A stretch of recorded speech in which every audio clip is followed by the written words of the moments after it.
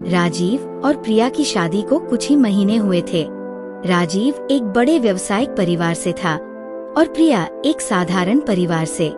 शादी के बाद वह राजीव के घर पर सास, ससुर और अपने पति के साथ रहने आई। राजीव की माँ यानी सास सुमित्रा देवी एक बहुत ही कड़क और परंपरावादी महिला थी। वो घर के हर छोटे बड़े काम में हस्तक्षेप करती थी और उन्हें हमेशा लगता था कि घर के नियमों का पालन न करने पर परिवार में अव्यवस्था फैल सकती है। प्रिया को सास का ये रवैया थोड़ा अजीब सा लगता था। वह सोचती थी कि नई बहू के लिए ये घर, परिवार और परंपराएं सब कुछ नया है। वह चाहती थी कि सास से अच्छे संबंध बने, लेकिन सास के व्यवहार ने उसे थोड़ा डिस्टर्ब कर दिया था। सुमित्रा देवी अपने घर में सब कुछ अपनी तरह से चलाना चाहती थी। उन्होंने अपनी सारी जिंदगी इस घर को व्यवस्थित करने में बिताई थी और उन्हें ये बिल्कुल पसंद नहीं था कि कोई नई बहू उनके नियमों को तोड़े। हर छोटी सी गलती पर वह प्रिया को डांट देती थी। कभी खाने की प्लेट में कुछ कम होने पर, तो कभी सास के पसंदीदा कपड़े धोने में चूक होने पर। प्रिया का दिल बहुत दुखता, लेकिन उसने सोचा शायद मुझे समय चाहिए इस घर में अपनी जगह बनाने के लिए। वह दिन रात कोशिश करती रहती थी कि सास को कोई शिकायत न हो, लेकिन फिर भी सास का गुस्सा कम नहीं होता था। प्रिया ने कई बार अपनी माँ से इस बारे में बात की, लेकिन हर बार माँ कहती, बिल्कुल सही है बेटी, सास का गुस्सा न समझ पाना स्वाभाविक है। वे बहुत सालों से इस घर में हैं और उनके लिए ये घर उनका है। तुम्हें धीरे धीरे उनकी आदतों को समझना होगा। कुछ समय बाद एक दिन राजीव की तबीयत खराब हो गई। उसे बुखार था और वह बिस्तर पर लेटा हुआ था। प्रिया बहुत परेशान हो गई।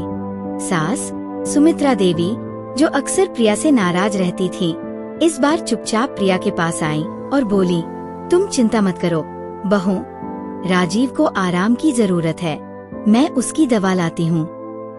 तुम आराम करो, मुझे सारा काम संभालने दो।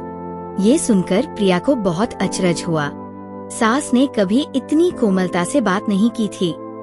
उसने पूछा, माँ, आप बहुत थक गई होंगी, क्या मैं कुछ मदद कर सकती हूँ? सुमित्रा देवी ने मुस्कुराकर कहा, नहीं, तुम आराम करो, ये हमारा परिवार है, हम सब एक दूसरे की मदद के लिए हैं। उस दिन प्रिया ने महसूस किया कि सास भी एक इंसान है, जिनके दिल में बहुत प्यार और देखभाल छिपी हुई है, लेकिन उनका गुस्सा बस एक आंतरिक तनाव का परिणाम था। प्रिया ने उस दिन से एक नई शुरुआत की। उसने सास की जरूरतों को समझने की कोशिश की और उन्हें सम्मान देना शुरू किया। उसने सास से उनके पसंदीदा व्यंजन बनाने की सलाह ली और घर के कामों में सास से मदद मांगी। समय के साथ सुमित्रा देवी ने भी प्रिया की कोशिशों को देखा और वह भी धीरे धीरे अपनी सख्ती को कम करने लगी। सास और बहू के रिश्ते में अब बदलाव आ चुका था। सास ने अपनी बहू को समझा और बहू ने अपनी सास को। अब दोनों एक दूसरे की मदद करती और घर में शांति बनी रहती। कुछ महीने बाद एक दिन सास और बहू साथ में रसोई में काम कर रही थी। सुमित्रा देवी ने कहा, बहू, मुझे अब ये समझ में आ गया है कि सख्ती से कभी कभी कोई फायदा नहीं होता। रिश्ते में प्यार और समझ होनी चाहिए। जब तक हम एक दूसरे की भावनाओं को समझने की कोशिश नहीं करेंगे, तब तक हम किसी भी रिश्ते में खुश नहीं रह सकते। प्रिया ने सिर झुकाकर कहा, माँ, मैंने भी यही सीखा कि हर रिश्ते में एक दूसरे की भावनाओं की कद्र करनी चाहिए।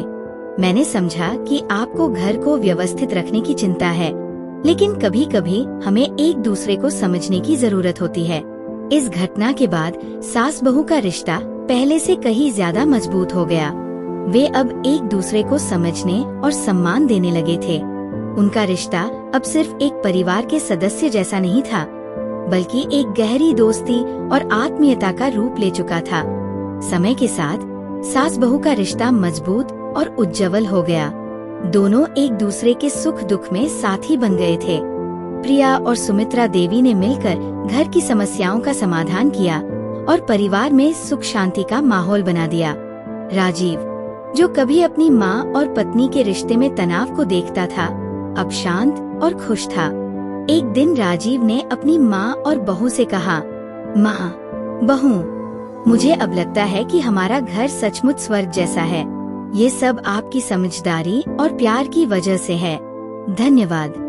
सुमित्रा देवी और प्रिया ने मुस्कुराकर एक दूसरे को देखा और समझ लिया कि प्यार और समझ से ही रिश्ते मजबूत होते हैं। सास बहू के रिश्ते में समय और समझ की सबसे अधिक आवश्यकता होती है।